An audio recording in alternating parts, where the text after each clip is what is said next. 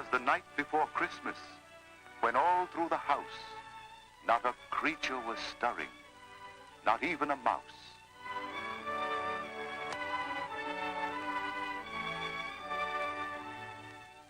The stockings were hung by the chimney with care, in hopes that St. Nicholas soon would be there.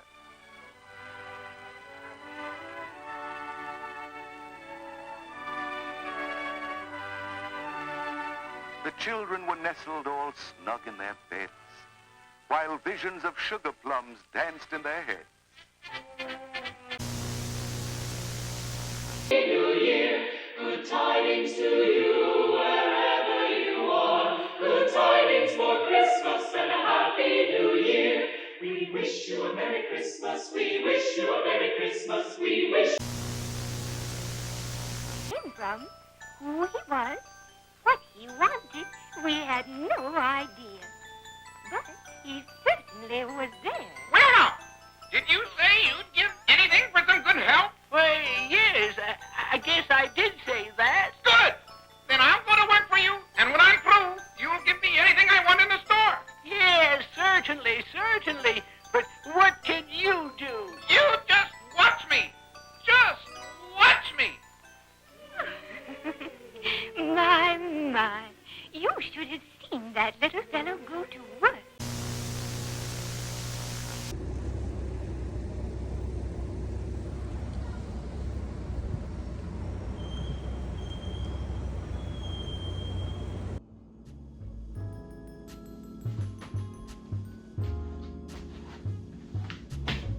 Hello everyone, I'm James Matteson, and today we're going to be talking about 3 Christmas horror movies. I had so much fun doing my Halloween video where I talked about 3 slashers that I thought I would do something similar for the other big holiday of the year.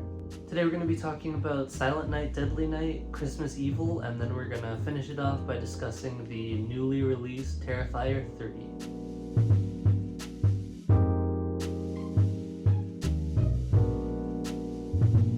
So Silent Night, Deadly Night is a 1984 horror movie directed by Charles E. Sellier Jr. The story follows a young man named Billy who one Christmas Eve suffers a mental breakdown and goes on a killing spree dressed as Santa Claus. So this was actually my first time watching this movie, and I had a lot of fun with it. The only thing I really knew about it going in was that it was a Christmas slasher, and I'd also heard about the controversy surrounding it at the time of release. But yeah, I will say that this movie was definitely a lot different than what I was expecting. The film definitely is a slasher, but I was really surprised by the amount of build-up before we get to the kills in this movie. It really takes its time fleshing out Billy's backstory, and I feel like it really sets it apart from other movies of this kind and of this era.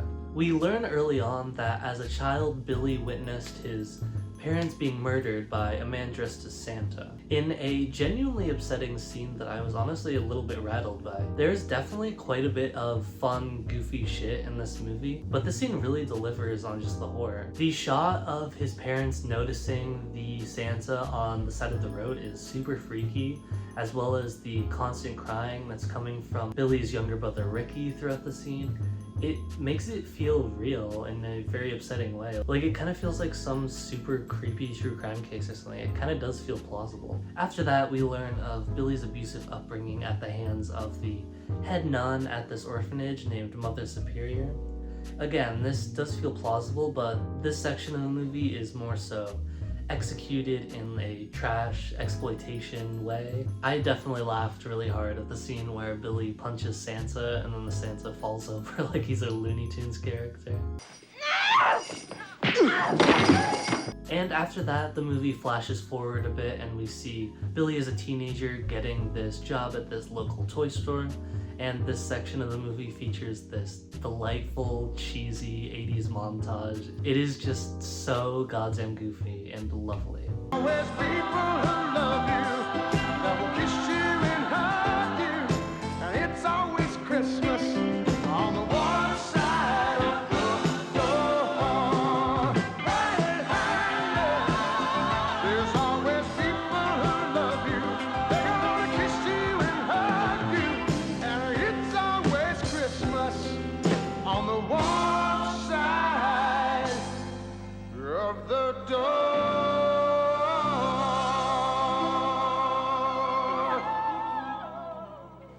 And after that, we see Billy break down and the film goes full slasher. And like I was saying before, fleshing out the killer before kind of setting him loose feels very fresh, especially for 1984, and that really worked for me. I just found it incredibly effective. And obviously this movie is incredibly cartoony and over the top, but you do really feel for Billy once he loses it. He is a sympathetic character. The second half of the movie is definitely less complex narratively than the first half. It essentially just becomes this very silly kill compilation after the midpoint. But that's really not an issue when the kills are this good. All of them are just so supremely over the top, and it's just an absolute blast to watch. In particular, I've got to shout out the scene where this girl gets impaled on this set of deer antlers. Just super creative. Like, I'm not even being sarcastic. I just truly have never seen something like that before in a movie like this. Also, the sledding scene is just absolutely impeccable. This right here is what the movies were made for, man. Holy fucking shit.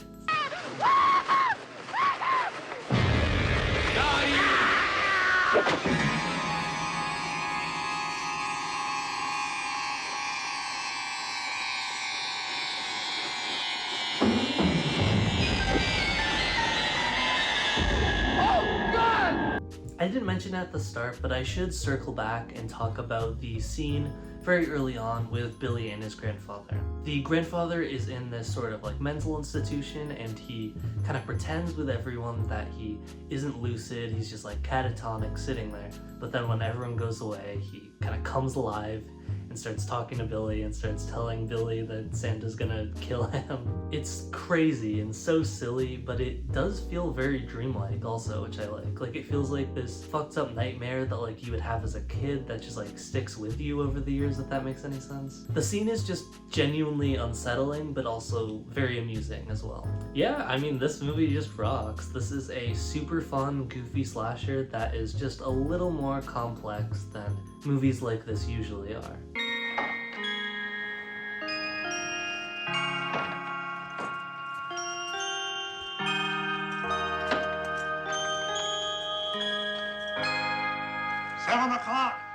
It's over! Time to get shit-faced!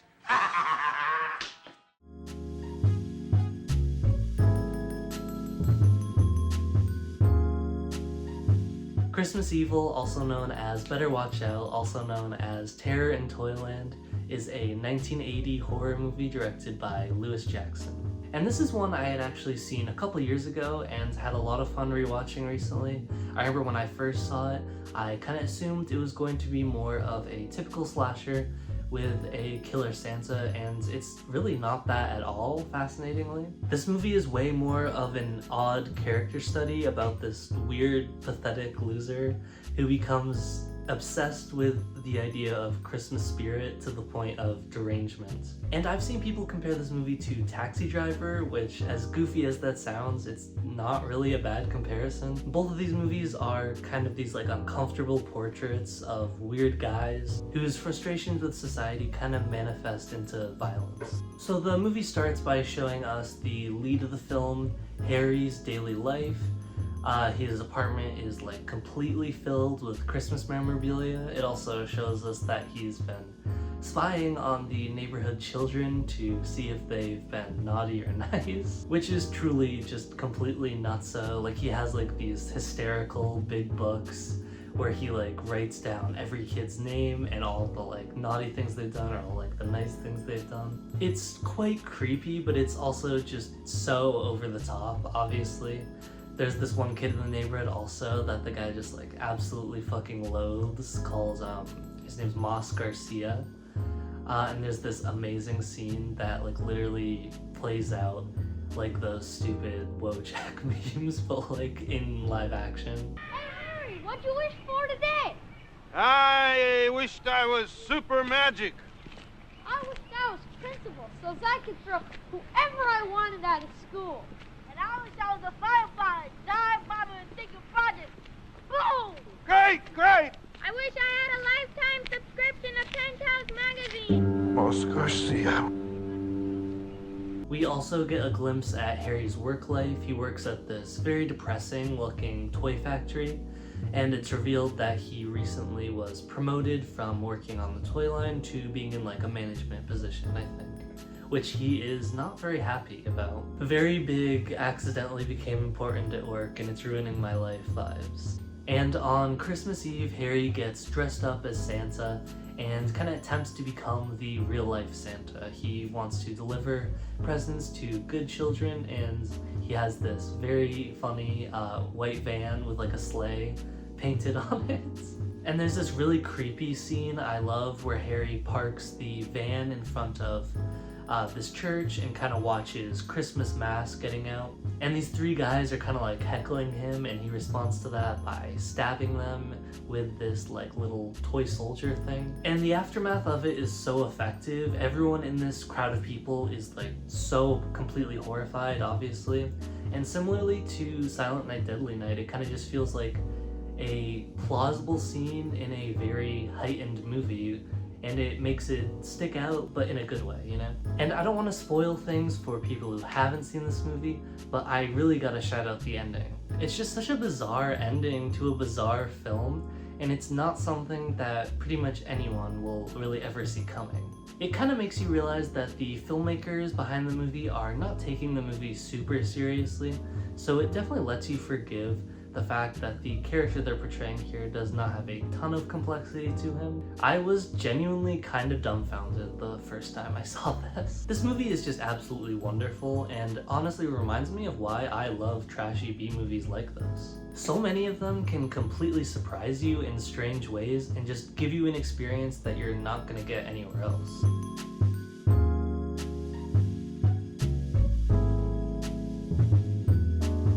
Alright, so Terrifier 3 is a 2024 horror movie directed by Damien Leone, and this is a movie that has genuinely been lighting the box office on fire recently.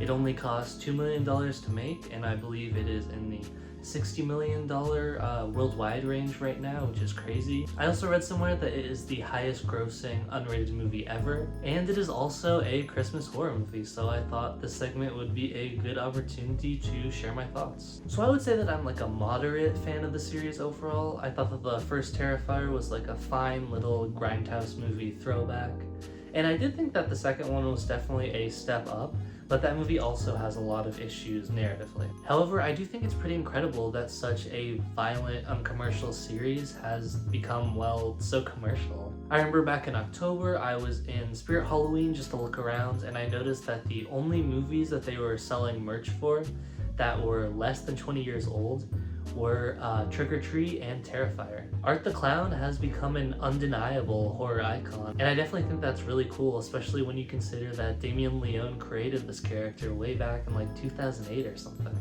But yeah, Terrifier 3. Overall, I did have a fun time with it.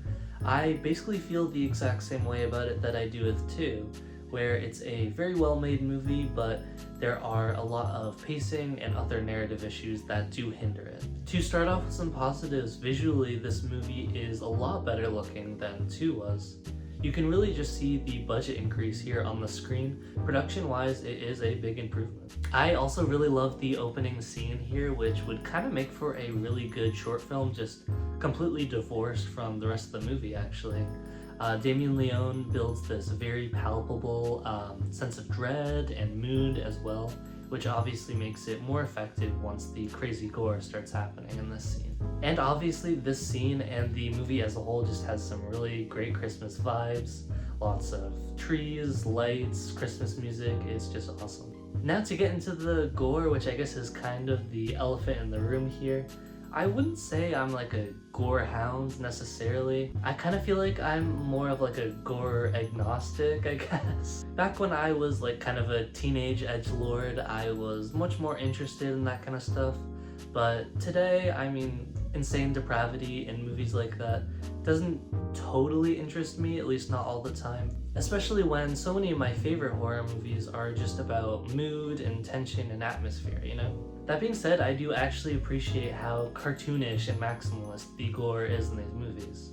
It feels like it's going for more of a like live action itchy and scratchy vibe rather than chasing any sense of realism. And I was definitely pretty viscerally upset by some of the kills, so it definitely was effective to me. And as someone who loves and looks for like unique experiences when it comes to movies, I can definitely say that I've never really seen anything quite like this in a movie before, you know? So for better or for worse, I do appreciate that, I guess. And as for my thoughts on the main villain of the series, which is of course Art the Clown, I mean, I would say he's definitely worthy of his now undeniable horror icon status. David Howard Thornton, who is obviously the actor who plays Art the Clown, gives this incredible physical performance in these movies. And I really do love the silent film vibe that they're clearly going for with the character. Art the Clown is basically what if Buster Keaton had a big axe, which I'm most definitely into. I will say I do wish these movies honestly let him do more bits. Like, I feel like these movies are absolutely at their best when they just let this guy get goofy with it. There's this scene at the movie at a bar where Art kind of just goofs around with this mall Santa as well as Clint Howard, interestingly. And it is absolutely my favorite scene in the whole movie. Like, I was sitting there watching the scene and I was like, is this like the best movie of the year, maybe? Like, everything I love about Art the Clown just kind of completely crystallizes in this scene, and it's perfect. Lauren Levera also continues to be just incredible in these movies. A lot of the plot of this movie kind of revolves around her character struggling with PTSD after the events of the second film, which is definitely a direction that a lot of horror sequels have taken in the past. This plotline also brought to mind Rob Zombie's Halloween 2, which is a film that pulls off that trope really excellently. But yeah, it also really works here, and I think a large part of it is because of Lauren Levera's performance. She just adds so much emotional depth to this character, to the point where I'm kind of thinking maybe she's like a little too good to be in movies like this. And as mentioned before, this movie does really suffer from just pacing issues. Obviously that isn't a focal point for a movie like this, but I really can't help but feel that if Terrifier 2 and 3 were like 90 minutes long max, they would be greatly improved. It's kind of interesting because it feels like Leon kind of responded to the criticism that 2 had, where people said that the third act went on for way too long, and it kind of feels like he went too far in the other direction here now. Like, halfway through the third act of this movie, I realized like, oh shit, this movie's wrapping up soon. And it definitely surprised me because it just feels a little bit rushed. Yeah, I mean, that's all that I have to say about that one. This is a very flawed but still very fun movie, and it's just so cool to see a movie that's just so different from the usual Blumhouse or A24 stuff succeed in the horror space. Alright, yeah, thank you guys for checking out this Christmas horror video. If you guys want to check out other reviews or short films I've done, they're on my channel, so go check those out. And yeah, happy holidays and bye.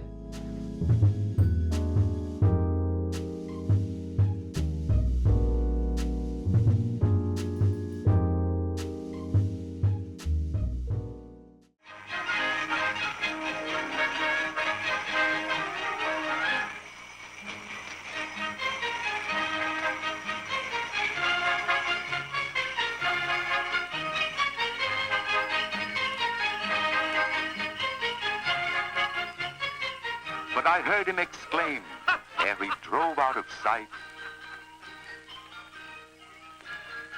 Happy Christmas to all, and to all, a good night.